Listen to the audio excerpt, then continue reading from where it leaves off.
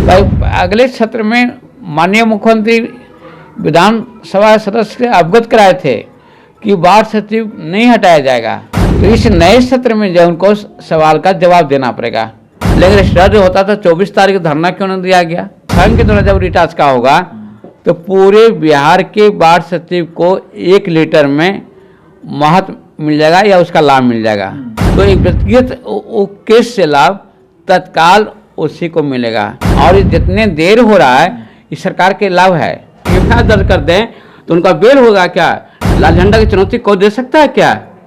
देश के अंग्रेज से हम लोग लड़े हुए हैं। अगर एक लाठी चलेगा ना, पूरे देश के कर्मचारी हड़ताल पर जाएगा। वो ताकत है उसके पास।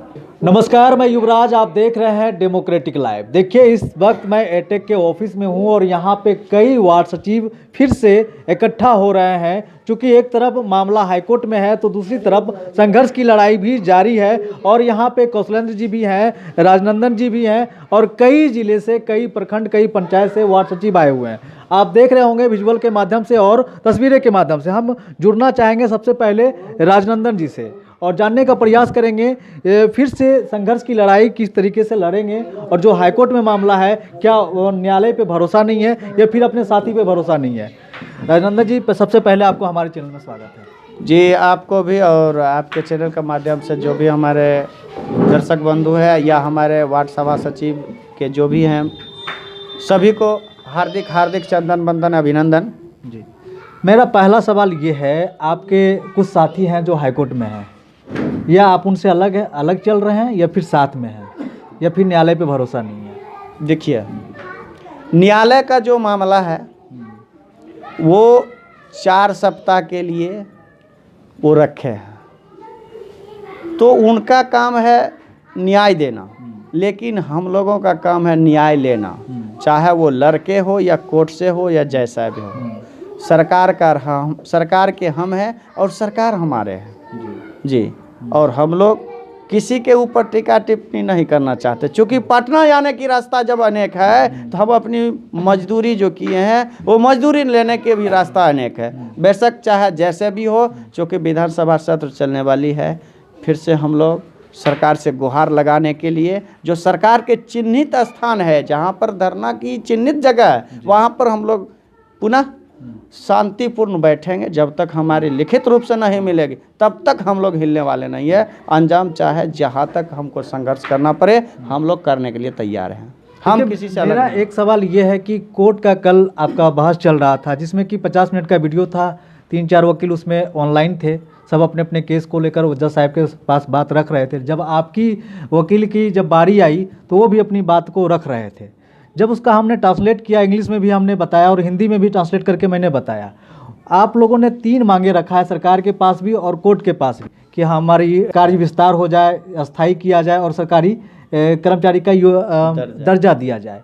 लेकिन ऐसा कुछ भी वकील साहब जज साहब के सामने नहीं रखे। उसमें मुखिया का जिक्र है, सरपंच का जिक्र है, वार्ड सभा का जिक्र है, पंचायत का जिक्र है, लेकिन वार्ड सचिवों का जिक्र नहीं है। तो ये किस तरह का, मतलब वकील साहब और जो आपका सियाराम पांडे आपका जो वकील हैं वो बोलते कुछ हैं और पीके शाही बहस कुछ और करते हैं।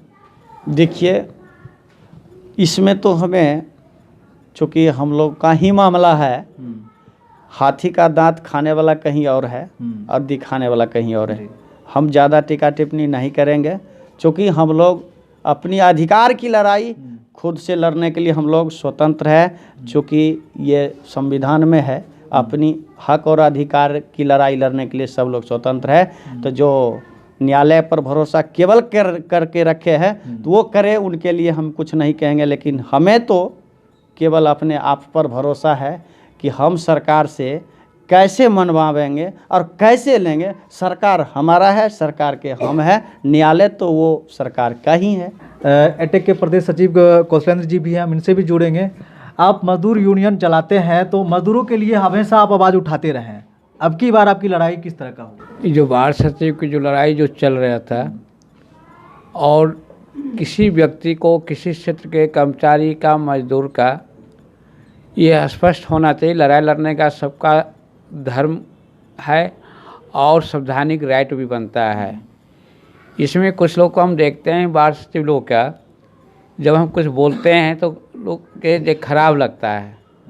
और एटक का आज नहीं होने से 20 से हज़ारों प्रकार की लड़ाई में शामिल रहा है। लड़ाई हज़ारों प्रकार के कानून को जीत करने में दर्ज कराया है। कहते हैं एक बार की बात कि 18,000 शिक्षा में को हटा दिया गया था। उसकी पहल वहाँ भी कई तरह के संगठन लोग था, लेकिन लड़ाई लोग अलग अलग भी लड़ रहे थे और एक दूसरे से कोऑर्डिनेशन भी रखे हुए थे। यहाँ देखते हैं कि बाढ़ सचिव के अंदर में ऐसे तो न्यायालय में कई तरह के लोग रिट याचिका किए हैं अपने स्तर से, वो स्वागत है। वो न्यायालय के मामला वो में अलग चीज़ है।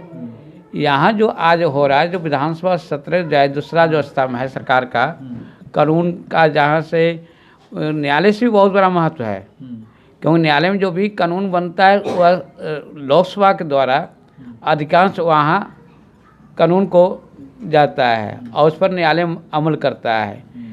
और न्यायालय और सरकार में एक दूसरे का पूरक है। न्यायालय के साथ साथ सरकार के साथ संवाद नहीं होगी तब तक ये रास्ता नहीं निकलेगा। इसमें एक अहम 17 के जो गजट के आधार पर बाढ़ सचिव का चयन किया गया है, उन नियमावली में कहीं भी गजट में हटाने के प्रावधान नहीं था। और वो गजट के खिलाफ जो है जो निदेशक हैं रंजित कुमार, बिना बताए हुए, बिना उस समीक्षा किए हुए एकाएक 13 तारीख को पत्र निकाल देते हैं। सरकार संविधान के विरुद्ध गया है। और इतने नहीं, बाढ़ सचिव का पूरे बिहार में नए ढंग से चुनाव कर रहे हैं। जब मामला न्यायालय में है तो नए ढंग से चुनाव करने का मान होगा नहीं। अगर हो भी जाता है तो न्यायालय के आने के बाद वो रद्द हो जाएगा, या सरकार उस पर नए ढंग से जब 13 के पत्र को खारिज करेगा, या मुख्य बिंदु 17 के पत्र को खारिज करना और वह 13 के पत्र को खारिज करके नए बिहार सरकार कैबिनेट की बैठक करके जो इस बार विधानसभा के अंदर में हमारे विपक्षी दल, खासकर वामपंथी दल के लोग इस मुद्दे को जोरदार ढंग से उठाएंगे। कई अगले सत्र में माननीय मुख्यमंत्री विधानसभा सदस्य से अवगत कराए थे कि बाढ़ सचिव नहीं हटाया जाएगा, और उनके कहने के बावजूद भी रंजित कुमार 13 तारीख को पत्र जारी करते हैं। तो इस नए सत्र में जो उनको सवाल का जवाब देना पड़ेगा। ये बाढ़ सचिव जितनी कड़ी मेहनत करके बिहार के 7 निश्चय योजना को बचाया। अभी हम 5 तारीख को ये हैदराबाद गए थे ऑल इंडिया के बैठक में, उसमें 6 राज्य के बाढ़ सचिव का नेतृत्व के साथ ही आए हुए थे बैठक में, और वहाँ मानदेय मिलता है पंजाब के, हरियाणा में, असम में, और उस डॉक्यूमेंट को हम मंगवा भी रहे हैं और डॉक्यूमेंट मंगवा के इस लड़ाई को जोड़ने के काम करेंगे कि पंजाब हरियाणा में क्या है। और यहाँ के सरकार से आज भी हम आपके लाइव के माध्यम से मुख्यमंत्री से आग्रह करते हैं को बिहार का अभिभावक है और बाढ़ सचिव 7 निश्चय योजना लाया हुआ ये मुख्यमंत्री का है, ये माननीय मुख्यमंत्री नीतीश कुमार जी का है। और 7 निश्चय योजना को सफल करने में हमारे बाढ़ सचिव का बिना मानदेय के काम किए हैं, जबकि नियम है कि काम के लिए मानदेय होना चाहिए, वेतन होना चाहिए, और राज्य में है मानदेय, लेकिन बिहार में नहीं है। आपके ही कुछ एटेक के कोई पदाधिकारी हैं जो बोल रहे हैं कि ये अगर न्यायालय का मामला का फैसला आ भी जाता है तो एक आदमी को सिर्फ फ़ायदा होगा, सभी को फ़ायदा नहीं होगा। देखिए, यह संगठन की तरफ से रिट याचिका नहीं हुआ है। सैन्य मौजूदा ढंग से अपने ढंग से रिट याचिका किए हैं, और जब उसका आ भी जाता है, जिसके न्यायालय में जिसका नाम है पहला उसका होता है। लेकिन संगठन का अगर चाहेगा समझदारी, उस रिट याचिका जो जीत होगी उस जजमेंट को लगा के हम आप सरकार के पास जा सकते हैं। तो सरकार के पास जा सकते हैं, फिर न्यायालय में जाएंगे? नहीं, न्यायालय के जजमेंट को लेकर हम सरकार के पास जाएंगे। अच्छा, सरकार अगर नहीं मानेगी तो फिर न्यायालय में जाएंगे ना, कि अगर एक आदमी को कर दिया बाकी को हो सकता है कि बिहार के मुख्यमंत्री ऊपर चल जाए। ये मुख्यमंत्री को क्या भरोसा कर सकते हैं? नहीं, मेरा सवाल ये है कि न्यायालय ने एक आदमी को दे दिया मंजूरी की आपकी हो जाएगी, बाकी का नहीं हुआ, और सरकार तो करने जा नहीं रही है, न्यायालय ने की है, तो फिर से उस फैसले को लेकर फिर से आप न्यायालय में जाएंगे? नहीं, अगर न्यायालय से जजमेंट हो जाता है तो फिर न्यायालय जाने की जरूरत नहीं है।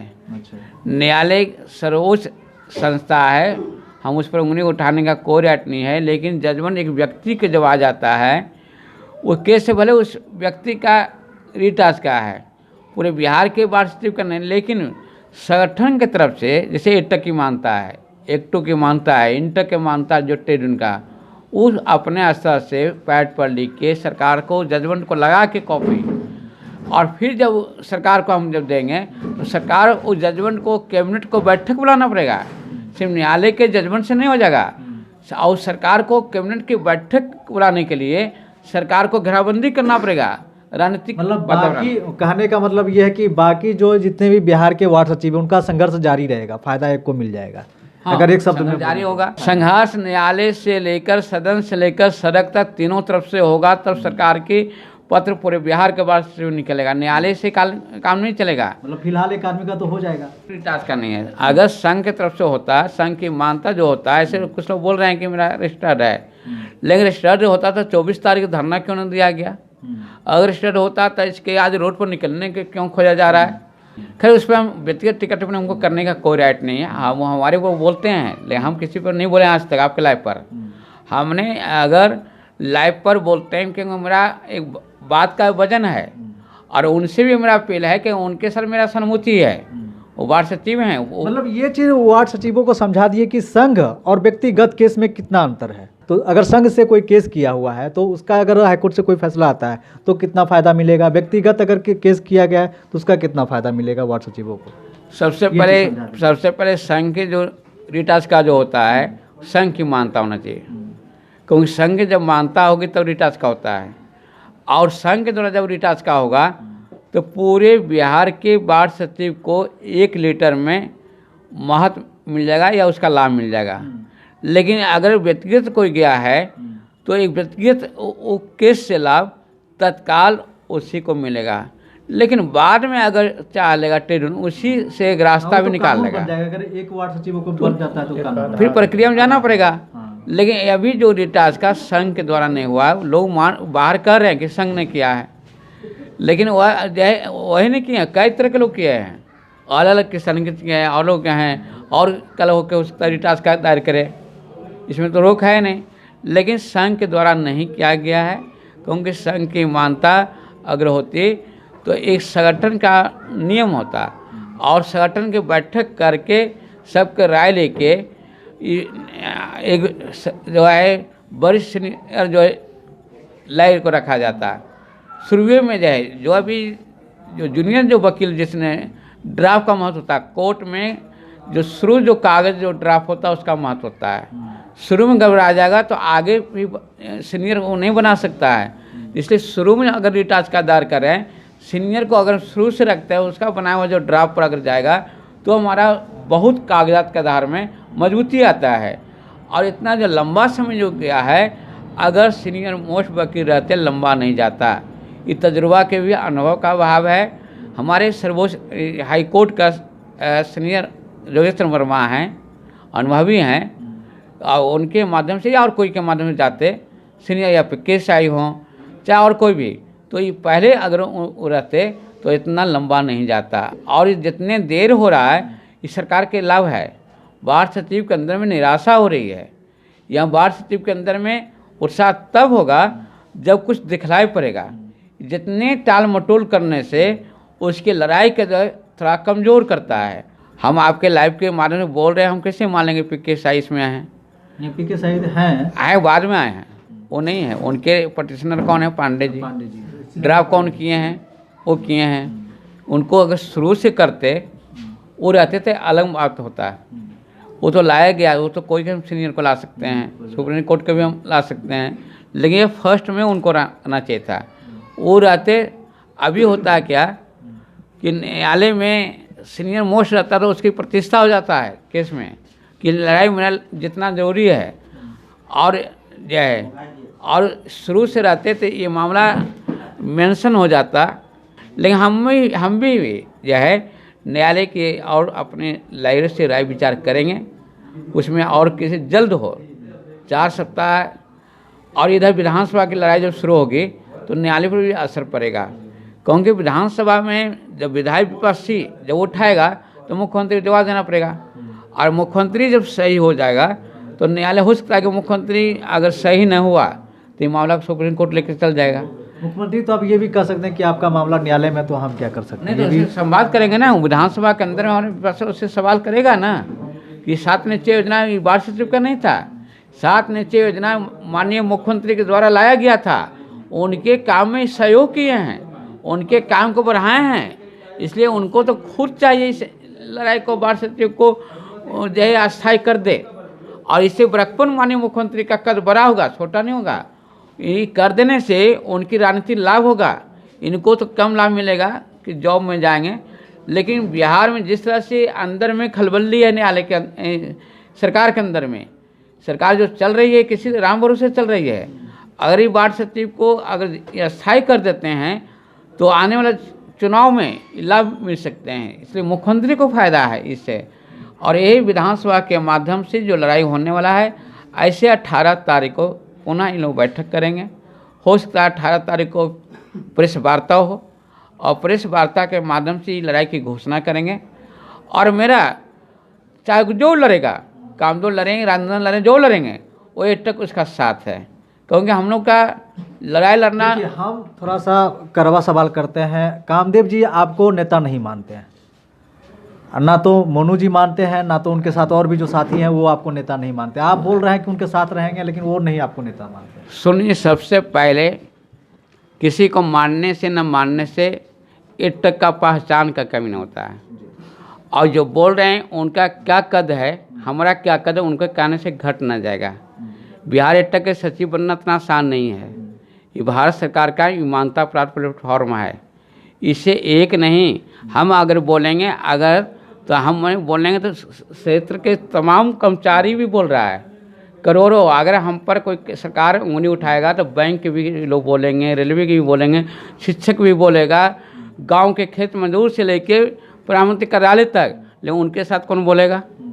देखिए, थोड़ा सा हम बोलना चाहेंगे, ना हम पक्ष ना विपक्ष, हम निष्पक्ष खबर दिखाने का प्रयास करते हैं और हमारे ऊपर भी उंगलियां उठती है। तो इसी को लेकर एक कौशलेंद्र जी को लेकर एक ऑडियो भी ग्रुप में आया था, जिसमें कि अभद्र भाषा का इस्तेमाल किया गया था। इसी पे मैंने इनसे सवाल किया कि वो लोग आपको नेता नहीं मानते हैं, क्या ये सच नहीं है? हम किसी को देखते नहीं। बिहार एटक के सचिव के उनको सरकार मानती है, मीडिया मानता है, यहाँ के यहाँ के गृह सचिव मानता है, बिहार के मुख्यमंत्री हमको जानते हैं बढ़िया से। शिक्षा मित्र की लड़ाई में 18 वर्ष सदन में उनको घेरे थे और मुख्यमंत्री खुद फोन कर बोले कि कौशलेंद्र क्या कर रहा है। उनकी अगर उनका दम है तो कल कोई प्रदर्शन करके देखें, और तो हम उतरते हैं, वो देखे मेरा ताकत कि कौन बिहार के मुख्यमंत्री को कहा कि हम पर कोई उंगलियाँ उठा देगा और रैली रोक देगा। पहचान तो हम देख लिए 24 तारीख को कितने उनकी पहचान है। और यही 16 तारीख को गिरगिरा रहे थे धरना, 15 तारीख को। अगर 16 के हम नहीं रहते तो धरना नहीं होता। और हमने यहाँ जगह दिए। ये तो यहाँ के अवसरवादी की पहचान है कि जहाँ कोई नहीं था, ये बाढ़ सचिव के लिए मानवता के आधार पर जगह दिए, जो आप लोग देखे होंगे। और यहाँ से भी पैसा लोग लेके भाग गए। ये हॉल का किराया, टेंट वाला, कम्बल लड़ाए। वो लोग तो कह रहे हैं कि हमने इसका पेमेंट किया है, मेरे पास ऑडियो भी रिकॉर्डिंग है। ऐसा पेमेंट करते तो टेंट वाला क्यों मांगता? ऐसा नहीं कि वो तो बोले 12 रात तक चला जाएगा, अकाउंट नंबर मांगा टेंट वाला का, और आज तक आते रहा। टेंट वाला क्यों झूठ बोलेगा? और फिर भी वो नहीं देंगे तो उससे क्या हो जाएगा? वो विश्वास अपने खोए हैं। हम बाज़ार में रहेंगे, मंडी में रहेंगे तो कहीं भी छल कपट एक दिन चलेगा, 2 दिन चलेगा, और इस लड़ाई से उनकी गोत्र की पहचान हो जाएगी। इस लड़ाई से लोग पूरे बिहार के बाढ़ सचिव ने पता लगा रहा है। अगर हम भी अगर इस लड़ाई में, हम बाढ़ सचिव मेरा भाई है, और वो जो जिस तरह से ये बाढ़ सचिव के कई संगठन बन सकता है, शिक्षक का संघ है, बैंक का संघ है, रेलवे का संघ है, आंगनबाड़ी का कई संघ है। लेकिन ये सोचते होंगे बिहार के अंदर में, बिहार में कोई जमदार सामंत अपराधी नहीं रहा है। ये आम जनता का है, लोकतंत्र का है, कानून का। वो जिस तरह से हमको गाली बकते हैं, धमकी देते हैं, उनका औकात है बोलने का। अगर हमने एफआईआर दर्ज कर दें तो उनका बेल होगा क्या? लेकिन हम देखते हैं कि उनके परिवार बच्चे क्या करेंगे। और लाल झंडा से कौन लड़ा है? लाल झंडा की चुनौती कोई दे सकता है क्या? देश के अंग्रेज से हम लोग लड़े हुए हैं, और आज भी लाल झंडे के लोग के अगर जहाँ चाहेंगे वहाँ लड़ सकते हैं। लेकिन हमारी लड़ाई बाढ़ से नहीं है। वो ना समझ में बोल रहे हैं। हम उस पर प्रक्रिया व्यक्त किए हैं क्या? प्रेस कॉन्फ्रेंस करके हमने मनहानि केस ठोके हैं क्या? क्यों? जो वीर वही होता है जो गुस्से को दबाता है, वीर वही होता है जो दूसरे की प्रक्रिया पर सवाल, अगर कुछ रास्ता बड़े तो हम सवाल भी देते, हम उसको सवाल का जवाब देने में अपने आप को हमको कद छोटा होता है। वो क्या हो रहा है, वो है क्या है? हम तो एक एडटेक के सचिव हैं और एडटेक का कोई इतिहास पता लगाएगा क्या? अगर एक लाठी चलेगा ना पूरे देश के कर्मचारी हड़ताल पर जाएगा, वो ताकत है उसके पास। वार्ड सचिव भी 6 राज्य मेरा संघ चलता है वार्ड सचिव का, असम में, पंजाब में, हरियाणा में, और वहाँ का अनुभव और न्यायालय के अंदर में उनको तो किसी के नाम को पूछा जा रहा है। हमारे यहाँ से लेकर सुप्रीम कोर्ट तक वामपंथी लोग, खासकर हमारे पार्टी के लोग हैं, वहाँ भी ले सकते हैं।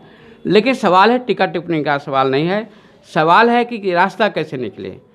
आज जब हम आए थे 9 बाहर पर गेट पर था, ताला खोले, ये बिल्डिंग किसी को मोहताज है, किसी के कहने से दीजिए ना दीजिए, वो कौन बोलने वाला है हमारी बिल्डिंग के बारे में? 27 के जब लाठी चला था कौन ठहरने की व्यवस्था कौन किया था? हम अभियंता संघ से पुलिस पकड़ के ले गया, क्या पुलिस को कहा था इस बिल्डिंग में आने का?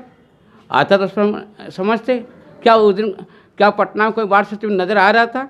28 तारीख के हमने वार्ड सचिव के पक्ष में रैली निकाले, डकंगला पर पुतला फूके, क्या बिना पहचान के, बिना लीडर का क्या सरकार हमको छोड़ देता? लेकिन फिर सवाल है हम क्या हैं, उनको पर्चे की ज़रूरत नहीं है। सरकार जानती है, लोग जानते हैं, इस बिल्डिंग का महत्व को जानता है, वो क्या कर रहे हैं उस पर हमको जवाब। लेकिन वार्ड सचिव की लड़ाई में हमने सहयोग मांगेगा तो देंगे, और इस बार लड़ाई जीत होगी। लेकिन अगर तरीका से लड़ेगा तो आज भी राजनीतिक काम सही से नहीं करेगा, हम साथ नहीं देंगे। जहाँ कानून का उल्लंघन करेंगे या मेरे अनुशासन के खिलाफ जाएंगे, हम अपना किनारा कर लेंगे। क्योंकि हम वार्ड सचिव में हमें अंतर है, हमें एडटेक की एक पहचान, खाली एडटेक के नहीं, हम सीपीआई के स्टेट काउंसिल मेंबर हैं, लेकिन यहाँ पर पार्टी के नाम नहीं लेते हैं। भारतीय कम्युनिस्ट पार्टी राज्य केंद्र के लीडरशिप में हैं। आरजेडी के लीडर बनना आसान है, माफियागिरी कीजिए बीजेपी, लेकिन कम्युनिस्ट पार्टी के लीडर बनना इतना आसान नहीं है। हमको कद रहे न रहे, वार्ड सचिव की नौकरी बच जाए, जिसको जो बोलना है उसका पर बोलना ठीक नहीं है। लेकिन वार्ड सचिव का ये भविष्य संकट में, प्रत्येक बिहार के नागरिक का कर्तव्य है कि वार्ड सचिव जितने मेहनत किया है उसका नौकरी बचे, यह महत्व रखता है। चलिए अब राजनंदन जी से आखिरी सवाल ले लेते हैं, आगे की रणनीति क्या होगी और कब से आप लोग धरना पे आ रहे हैं? देखिए, विधानसभा सत्र चलेगी, उसमें हम लोग बैठेंगे और तमाम 25 तारीख से जी तमाम बिहार के वार्ड सचिवों से मैं निवेदन करूंगा, ये जो देख रहे हैं जो भी टीका टिप्पणी उस पर मैं नहीं जाऊंगा।